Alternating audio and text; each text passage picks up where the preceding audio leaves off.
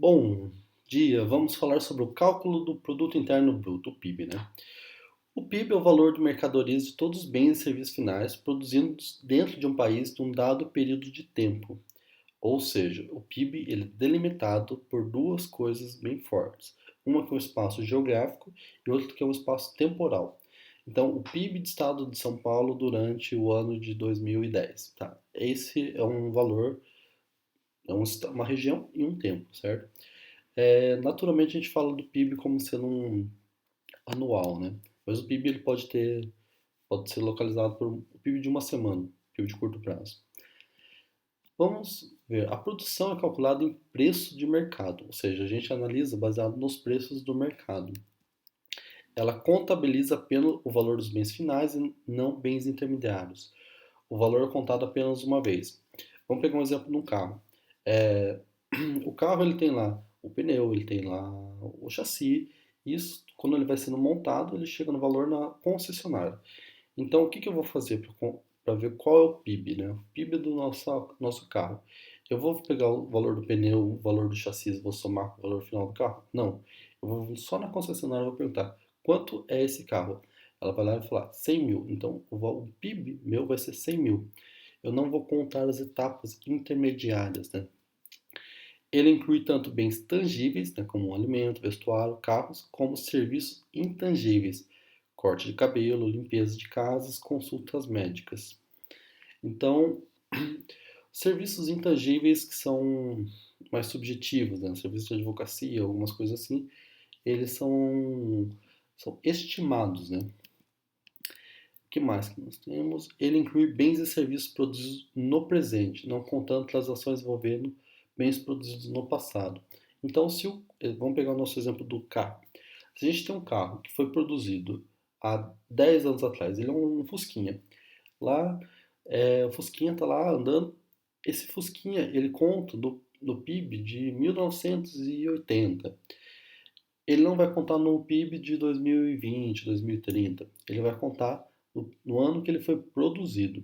Ou seja, é, a economia pode ter um estoque, né? Mas só que o PIB ele sempre é o que está sendo produzido naquele espaço no presente, né? Ele mede o valor da produção dentro dos limites geográficos do país, né? País, estado, cidade ou alguma região delimitada, né? É, existe um limite geográfico, né? E ele mede o valor da produção que ocorre dentro de um intervalo específico de tempo, geralmente um ano ou 3 meses. A gente tem o PIB trimestral, né? Que costuma ser divulgado com frequência, né? E o que entra no PIB, né? O PIB inclui todos os itens produzidos na economia e legalmente vendidos nos mercados. Ou seja, aqui é uma coisa interessante, né? Tudo que é legal ele é vendido nos mercados. Tudo que é mercado ilegal não entra no PIB. Então, vamos pegar um exemplo, né?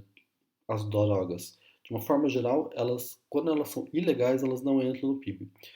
Um exemplo nos Estados Unidos, durante um tempo, o álcool foi proibido legalmente.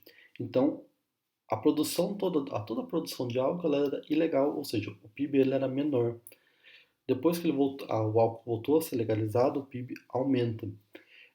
Contrabando, tudo que é coisas que não são legais, eles não entram no PIB. Então, a definição do que é PIB, ela é baseada na restrição também do que é considerado como operações legais, né? O que não entra no PIB. O PIB exclui muitos itens que são produzidos e consumidos dentro de casa e que não entram nos mercados. Ele exclui itens produzidos e vendidos legalmente, como a gente já tinha falado, drogas. Também, coisas que a gente não consegue medir não entram no PIB. Isso é importante. Se a gente limpar a casa ou cortar a grama, isso quando é você que faz, fica dentro da sua casa, é uma coisa que a gente não adiciona ao PIB. Ou só vai entrar no PIB se a gente conseguir estimar. Então, por exemplo, o aluguel das casas que são feitas. A gente vai lá, tem um instituto, a USP, a FGV, faz um estudo e considera, ó, no Brasil gasta-se mais ou menos isso com aluguel de casas. Então, se nós conseguimos medir, nós conseguimos colocar dentro do PIB. Calcular o PIB não é uma coisa simples, é bem complexa, na verdade. E aqui a gente tem um exemplo de renda e produto, né? Aqui é uma economia bem simples, né? O valor total da produção de soja, né, 600 mil, o valor total da produção de trigo, 400 mil, total de pagamentos de salários, 800, aluguel da terra, 80 mil, juros pagos, 20 mil, e o lucro residual, que é 100 mil. Então, nós temos o produto nacional e a renda nacional. O produto nacional e a renda nacional, elas têm que ser igual. Existem várias formas de se medir o PIB. As duas que nós estamos usando aqui, uma é sobre o produto nacional e outra é sobre a renda nacional. Elas, no final, elas sempre têm que bater. Então, lembre-se do fluxo circular de renda, que a gente já conversou. O dinheiro ele vai de um lado e ele volta do outro. Então, aqui nós temos um fechamento, né? Existem outras formas de se calcular o PIB, né? Outras medidas de renda, né?